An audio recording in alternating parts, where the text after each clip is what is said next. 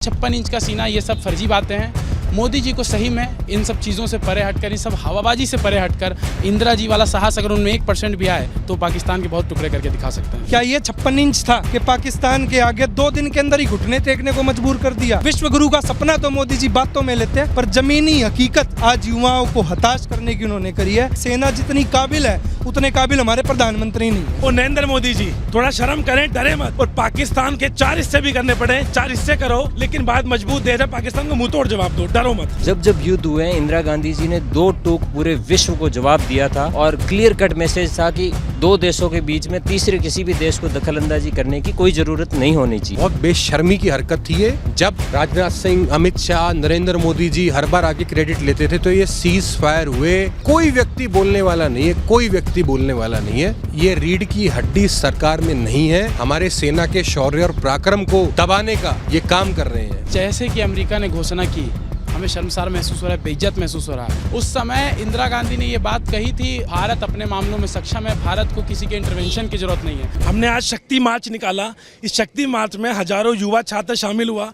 सब युवा छात्र यही चाहता है कि इंदिरा जी की तरह नरेंद्र मोदी जी को भी इंदिरा जी को नमन कर पाकिस्तान को एक मुंहतोड़ जवाब देना चाहिए। सबकी आंखें नम है, बार बार सीज फायर अनाउंस होने के बावजूद भी पाकिस्तान सीज फायर तोड़ रहा है, तो कहीं ना कहीं पाकिस्तान के अंदर कोई डर नहीं है। इंदिरा जी ने 2 हिस्से करे थे पाकिस्तान के।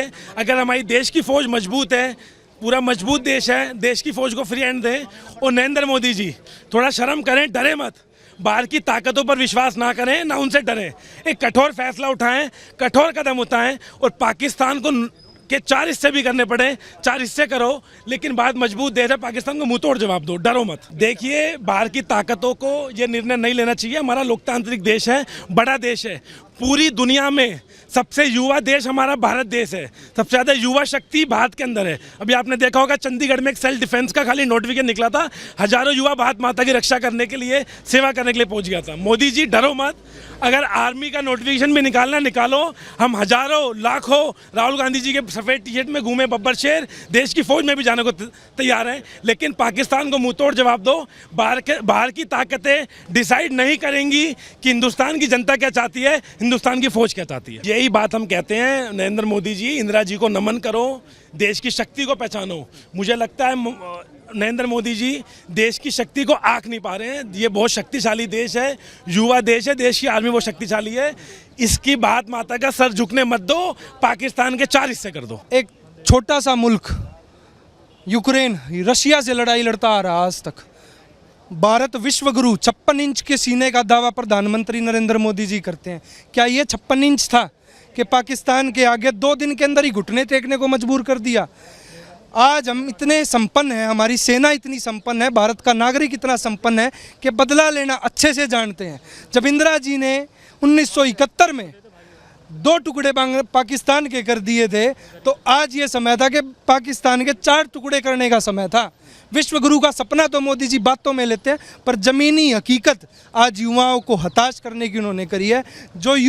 जो सेना उनसे उम्मीद लगा रही थी, उस पर वो बिल्कुल भी पूर्ण उतरे नहीं हैं। 1971 में से युद्ध से पहले इंदिरा जी ने कहा था अमेरिका को कि country should mind their own business, और मोदी जी जब बात करते हैं कि हमारे इंटरनेशनल रिलेशंस हैं, वो इंटरनेशनल रिलेशन क्या कॉम्प्रोमाइज़ कराने के लिए हैं देश का? क्या हम आपका समझौता कराते हैं? क्या जो पहलगाम में जो हमारे अमर शहीद हुए हैं, मेरे बड़े भाई विनय नरवाल जिनके मैं घर भी गया था, उनके पिता के आंसू का बदला क्या उन्होंने लिया? वो आतंकवादियों को आज तक आइडेंटिफाई करके मारा जो आतंकवादी उस पहलगाम हमले में थे। जब आज तक बदला ही पूरा नहीं हुआ तो सीज फायर की कोई ज़रूरत नहीं थी।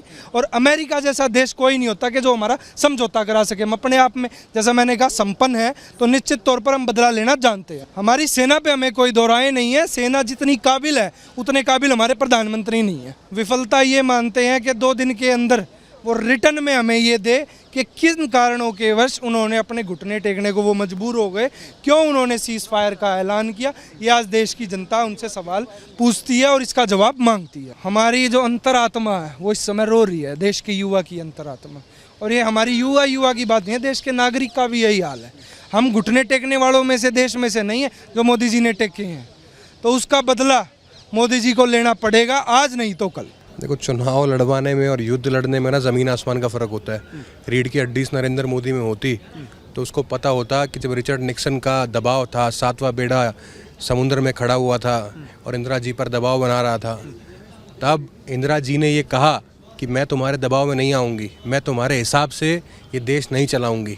इस देश का फैसला हिंदुस्तान की आवाम करेगी, हिंदुस्तान की सरकार करेगी, ना कि कोई तीसरा देश आकर मध्यांतर करेगा, हमारे बीच में मीडिएटर बनेगा।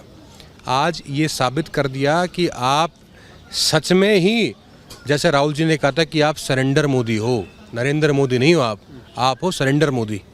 बड़ी शर्म की बात है जब आज हमसे कोई पूछेगा कुछ महीने कुछ सालों के बाद कि इस सारे के सारे kinetic non kinetic movement and attacks का क्या नेट बेनिफिट था, हमारे पास कोई जवाब ही नहीं होगा। हासिल क्या किया हिंदुस्तान ने? आपने हमारे जवानों की तैयारी, उनकी शहादत, उनकी मेहनत को पानी में मिलाने का काम किया। बहुत बेशर्मी की हरकत थी ये। जब राजनाथ सिंह, अमित शाह, नरेंद्र मोदी जी हर बार आके क्रेडिट लेते थे, तो ये सीज फायर हुए आज तीसरा दिन हो चुका है। कोई व्यक्ति बोलने वाला नहीं है, कोई व्यक्ति बोलने वाला नहीं है। बहुत शर्म की बात है।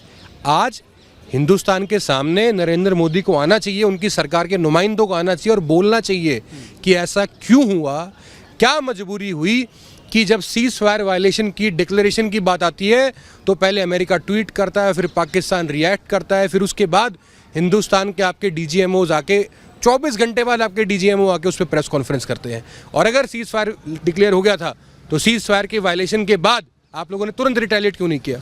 ये रीढ़ की हड्डी सरकार में नहीं है। हमारे सेना के शौर्य और पराक्रम को दबाने का ये काम कर रहे हैं। बहुत शर्म की बात है। ऑल पार्टी मीटिंग में नरेंद्र मोदी जी खुद नहीं आते हैं। अब जब इतने कड़े फैसले लिए नहीं गए, जब आपका लोकसभा का एलओपी, आपका राज्यसभा का एलओपी दोनों आपको एक साथ चिट्ठी लिख के कह रहे हैं, खड़गे जी, राहुल जी बोल रहे हैं कि हम आपके साथ, आप कार्रवाई कीजिए, हम सेना के साथ, आप कार्रवाई कीजिए, समूचे विपक्ष, सारे घटक दल आपके साथ, आप कार्रवाई कीजिए। उसके बावजूद ऐसी क्या नौबत आन पड़ी थी कि ये इतना डर गए कि बिना पूछे ही, बिना किसी से सलाह मशवरा करे ही उस सीज फायर पे इन्होंने एग्री कर दिया। सीज फायर को एग्री करने के बाद उसके बाद वायलेशन होता है। आप, हमारी सबसे पहली मांग है कि आप एक स्पेशल सेशन बुलाएं पार्लियामेंट का और पूरे देश की जितनी पॉलिटिकल पार्टीज़ हैं, जितने घटक दल हैं, आप सबको कॉन्फिडेंस में लें और बताएं कि आपने क्या फैसले लिए हैं और इस देश के अंदर जो पिछले 10 दिनों का घटनाक्रम है उसकी क्या सफाई आपके पास। अमेरिका का दबाव साफ देखने को मिला। नरेंद्र मोदी जी के माय फ्रेंड डोनाल्ड ट्रंप जी जो हैं, उनका दबाव कितना ज़्यादा है। और मतलब ये संजोग है या क्या मैं इसे कहूँगा कि जब अमेरिका के अंदर एक पिटीशन जाती है कि जो इनके ऊपर एक फ्रॉड का मुकदमा चल रहा है कई मिलियन डॉलर्स का, वो माफ़ हो जाएगा, फिर तुरंत उनकी कई हुई बातें अमेरिकी सरकार की लोग मान लेते हैं। सीज फायर होना हिंदुस्तान का है, फैसला अमेरिका के अंदर होता है, डिक्लेयर अमेरिका का राष्ट्रपति डोनाल्ड ट्रंप कर रहा होता है ट्विटर पे। हम क्या करें? ये मोदी की कमजोरी है आपको लगता है? बिल्कुल कमजोरी नहीं, रीढ़ की हड्डी गायब है। सैन्य, राजनीतिक, कूटनीतिक तीनों स्तर पे हम लोग को इस पे जवाब मांगना पड़ेगा, सरकार को जवाब देना पड़ेगा। इंदिरा जी को हम इसलिए याद कर रहे हैं कि जब पहले भी भारत के साथ में अलग अलग देशों के साथ में युद्ध हुए हैं, तो जब युद्ध हुए हैं, इंदिरा गांधी जी ने 2 टूक पूरे विश्व को जवाब दिया था और क्लियर कट मैसेज था कि 2 देशों के बीच में तीसरे किसी भी देश को दखलंदाजी करने की कोई ज़रूरत नहीं होनी चाहिए। प्रधानमंत्री नरेंद्र मोदी के बिना किसी सोशल मीडिया हैंडल से ट्वीट या उनके किसी आधिकारिक बयान के बिना सीधा है जो अमेरिका का राष्ट्रपति बयान देता है सीज फायर का, ये कहीं न कहीं हमारी जो भारत की जो अंतर्राष्ट्रीय शक्ति है उसको कमज़ोर करने की है जो निशानी है। तो हम इसके खिलाफ में इंदिरा जी को याद इसलिए कर रहे हैं कि इंदिरा जी ने साफ साफ अमेरिका उस समय भी दखलंदाजी करने के लिए तैयार था, तो उस समय इंदिरा जी ने उनको साफ शब्दों में है जो उनका विरोध किया था। बीजेपी के तमाम समर्थक लोग कह रहे हैं, वो तो कह रहे हैं मोदी जी ने बहुत अच्छे से जवाब दिया। नहीं, बीजेपी के समर्थक तो कहेंगे, बीजेपी के समर्थक तो हर चीज़ को वाजिब ठहराते हैं। वो नरेंद्र मोदी की इसमें आपको कमजोरी कहाँ दिख रही है? नरेंद्र मोदी की हमें ये कमजोरी दिख रही है कि जब 2 देशों के बीच की जो समस्या है, कोई भी समस्या हो, वो चाहे हमारी पीओके से रिलेटेड समस्या हो या जो प्रेजेंट टाइम का युद्ध चल रहा है, युद्ध के दौर से जो भारत गुजर रहा है उससे रिलेटेड समस्या हो, तीसरे देश को उसमें दखलंदाजी करने की कोई ज़रूरत नहीं। ये कायरता की निशानी है। आप इसमें नरेंद्र मोदी को कमज़ोर मान रहे हैं? बिल्कुल कमज़ोर केवल पूरी भारत की जनता मान रही है। पूरा हिंदुस्तान आज नरेंद्र मोदी को इसलिए कमज़ोर मान रहा है कि हमारी सेना ने ये ऑपरेशन सिंदूर करके और भयंकर तरीके से है जो पाकिस्तान को पीछे हटने के लिए मजबूर कर दिया। परंतु जो देश की सरकार है, नरेंद्र मोदी की सरकार है, उसने कहीं ना कहीं ये घुटने टेके। आपको क्या लगता है, सेना तो हमारी बहुत मजबूत है, सरकार नहीं मजबूत है क्या? सेना तो बिल्कुल बहुत मजबूत है। ऑपरेशन सिंदूर सेना ने करके दिखाया है, इसमें कहीं कोई दो राय की बात नहीं है। पर सरकार का आप देखिए, आखिरकार सीज फायर की घोषणा होती है, अमेरिका सीज फायर की घोषणा करता है। क्या ये शर्म की बात नहीं है? अमेरिका कौन होता है हमें बताने वाला कि सीज फायर हम करेंगे क्या नहीं? इंडिया पाकिस्तान का यह अपना मामला है, भारत पाकिस्तान सलटेगा, इसमें अमेरिका कौन होता है हमें बताने वाला?